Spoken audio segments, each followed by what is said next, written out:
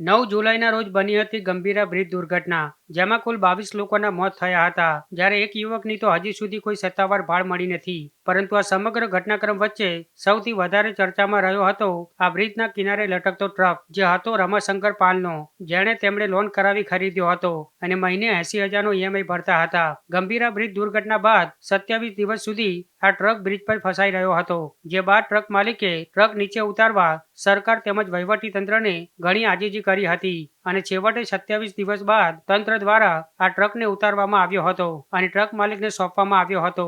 જો કે આ સમગ્ર ઘટના દરમિયાન ટ્રકના માલિકે સોશિયલ મીડિયામાં ટ્રકના લોનના હપ્તા ચાલતા હોવાની વાત કરી હતી. જે બાદ આણંદના સાંસદ મિતેશભાઈ પટેલે ટ્રકનો 1 મહિનાનો બેંકનો ઈએમઆઈ ટ્રક માલિકને આપવાની વાત કરી હતી. ત્યારે આખરે સાંસદ મિતેશ પટેલે આજે ટ્રક માલિકને મળી ₹80,000નો ચેક અર્પણ કર્યો હતો, જ્યાં ટ્રક માલિક રમાશંકર પાલે પણ સાંસદ મિતેશભાઈ પટેલનો આભાર વ્યક્ત કર્યો હતો.